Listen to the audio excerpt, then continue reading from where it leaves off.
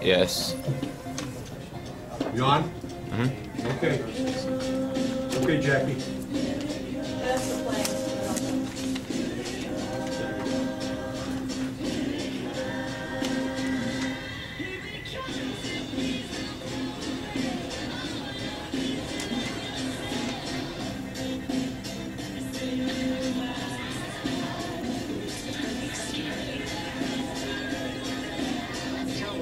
Smaller, lighter, almost harder, thinner, softer.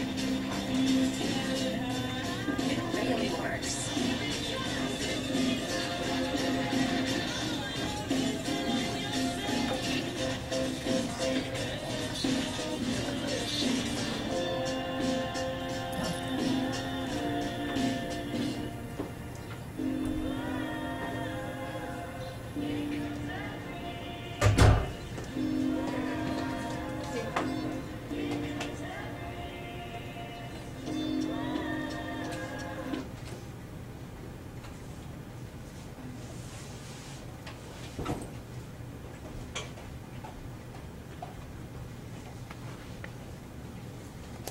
A 9-year-old girl is school shopping with her mom. She tells her mom she doesn't want a certain top because she doesn't look hot enough in it. A 5th grader eats a few carrots at lunch and then tells her friends she feels bloated. A teenager walks into a restaurant and within 10 minutes has compared herself to every other woman in the room. Only 2% of women in this entire world would describe themselves as beautiful. And self-modification behaviors usually start in between the ages of 12 and 13. If you are told from an early age that you are not good enough, do you have any choice but to learn how to fight back at an early age? People who learn this concept early in life always come out on top. Supermodels looking for their pant size, 00, are looked up to as heroes. But for people that don't catch on to this unhealthy competition, well, that's their problem, isn't it? Anorexia and bulimia affects 7 million women and 1 million men alone, just in America. Everybody knows the basic psychology. A girl doesn't feel good about herself, so she starves herself or pukes up her meal afterwards to become skinnier. She then feels better, of course. And her problem is currently solved, until she slowly dies from any combination of malnutrition, dehydration, serious heart, kidney, and liver damage, and even tears of the esophagus, because 50% of women with anorexia eventually gain bulimic habits. Young girls see pictures in magazines, models looking angelically perfect, and they envy that. They will go to extremes to transform their body into this unrealistic goal. The media can't have full blame either. I see that. Many people will say that $1 million industry can't control an effect it will have on one girl. But it's still an effect. As the video showed, we see that every day, even little girls do. So what about the responsibility on the parents? I mean, if the parents say, oh, but you're good the way you are, that should theoretically change things, right? But it doesn't work that way. And this is why. 57% of all girls have moms who criticize their own looks. If parents won't contradict the media, who will? It will affect her one way or another. It's only a matter of time. There are plenty of Alcoholics Anonymous groups, drug centers for drug addicts, even fat camps scattered around the globe for people suffering obesity. And some might say, well, there are more alcoholics and drug addicts in this world than anorexics. But isn't 8 million enough to have enough treatment centers if they need it?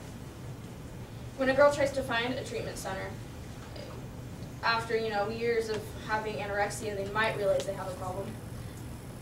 They're usually not close enough. They're probably within 200 miles away from their home. And the cost can be overwhelming. Inpatient treatment can be $30,000 or more a month. Outpatient treatment, including therapy and monitoring, can cost over $100,000 a month. The girl feels overwhelmed, and then she doesn't get the treatment. Society doesn't accept this as a real issue, and it keeps throwing out influences for girls to center their life on. And what's the saddest part is that parents are telling the girls they're not good enough either. 30% of girls with low self-esteem think that they are not good enough daughters for their parents. We need to do something about this for a change. We need to reduce unrealistic advertising, make treatment centers easier, cheaper, and parents need to realize what they're doing to their own children. We need to change the fact that nothing is being done about this. Thank you. questions or comments? And, So, is your solution to the problem like that the clothes industry doesn't hire models anymore? Like they purposely hire people that aren't? well, I think like a lot of these issues, the problem can't be solved completely, but there's, when do you hear about campaigns or like people coming to your school and talking about self-esteem? Like that never happens ever. So there needs to be more prevention out there to counteract the influences.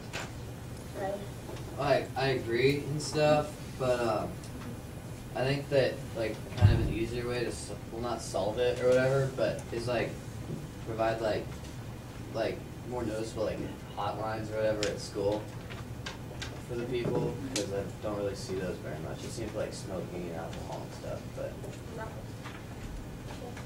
Okay, so you said parents, like, they don't really help because when they say that their kids are fine the way they are. So, like, so what are parents supposed to do? And, like, how do we help those kids before they become anorexic? Well, I think the main issue is like, Dove took a survey of thousands of high school girls and middle school girls, and it was like 60% have moms that criticize their looks. Like, yeah, it would probably help if the moms were like, okay, you're good the way you are, but it just doesn't happen as often as we need it to. Yeah. So why do you think Dove made such a campaign when they're part of the industry that does that? Well, that's a good thing, right? Because it's showing that, okay, yeah, we can sell beauty products, but at the same time we're promoting good health and good beauty. And going off that, Dove also is really known for hiring models that aren't the typical model. They're usually, the curvier, the plus size women. Yeah. Okay.